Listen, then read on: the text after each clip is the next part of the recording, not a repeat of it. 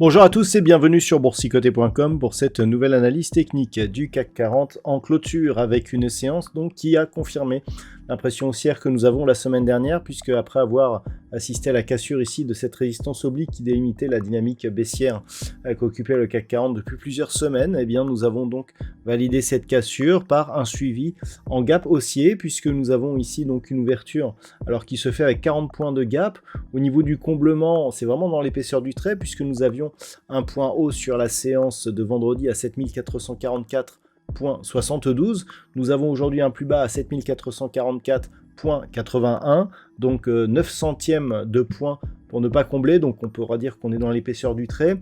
Une bougie donc totalement hésitante, totalement à l'extérieur des bandes de Bollinger, pour clôturer au final à 7480,14. Le CAC 40 gagne ce soir 0,72% par rapport à la clôture de la séance précédente. Donc nous sommes ici dans une configuration technique au niveau des indicateurs où nous avons toujours ici une dynamique qui reste haussière. Attention, on est sur une amplitude qui commence à être assez importante. Au niveau du RSI, on souligne une légère surchauffe d'un point de vue très court terme sur le RSI, donc en version dynamique. Les volumes sont légèrement supérieurs à la moyenne. Nous allons voir que ça peut être interprété de différentes manières sur cette configuration. Donc par rapport à tout ça, eh bien pour l'instant on est vraiment sur une poursuite de mouvement.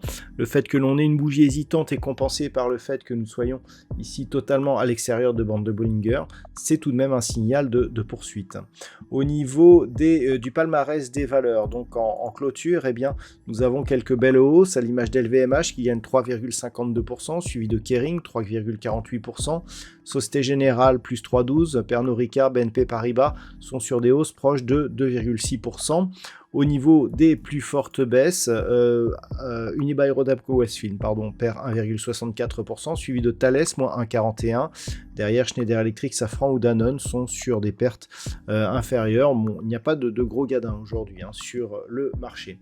Donc, on l'a vu, une configuration ici qui fait suite à une dynamique ici de force qui nous a permis de passer de la bande de Bollinger inférieure ici à la bande de Bollinger supérieure vendredi.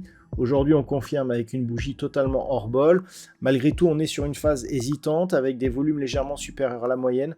Attention, on pourrait commencer à avoir des signaux de retournement. Pour confirmer la poursuite de ce mouvement, il serait intéressant de venir casser le plus haut de la séance du jour pour valider une poursuite. Si on venait par exemple directement combler ce gap, ou si on ouvrait sur des niveaux proches ici des 7444 points, là clairement on pourra avoir une phase de retournement.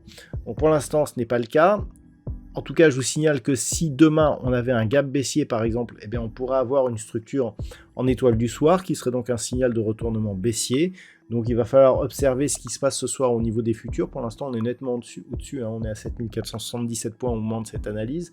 Si on venait à ouvrir ici sur des niveaux proches des 7440, attention car on pourrait valider effectivement un retournement et une réintégration à l'intérieur des bols en direction des moyennes mobiles.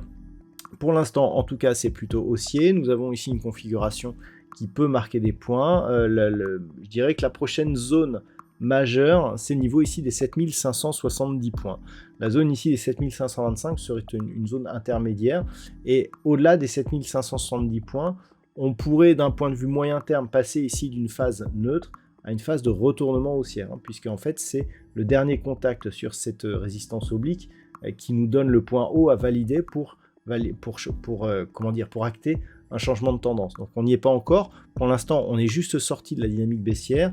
Et je dirais que tant que l'on resterait entre 7365 et 7570 points, ça resterait neutre. On sortirait d'un biais baissier, mais pas forcément au profit d'un mouvement haussier. Alors, on est sur un mouvement haussier d'un point de vue très court terme, et d'un point de vue un peu plus moyen terme, c'est neutre. Et donc, c'est au-dessus des 7570 points que cette configuration un peu plus moyen terme pourrait vraiment repasser à la hausse. Voilà donc ce que l'on peut dire sur cette analyse technique du CAC 40. Je vous rappelle que nous sommes dans un contexte d'attente puisque cette semaine, on va avoir énormément de communication de la part de principales banques centrales, je dirais, sur les bourses mondiales. Voilà donc ce que l'on peut dire d'un point de vue technique sur cette configuration. D'un point de vue statistique, la configuration actuelle totalement hors bol avec un gap nous donne assez peu de, je dirais, d'occurrence. Donc on ne pourra pas valider ou en tout cas utiliser ces statistiques qui sont trop insignifiantes. Voilà donc ce que l'on peut dire pour aujourd'hui. Je vous souhaite de passer une très bonne soirée. On se retrouve dès demain pour d'autres analyses techniques, toujours sur le site boursicoté.com.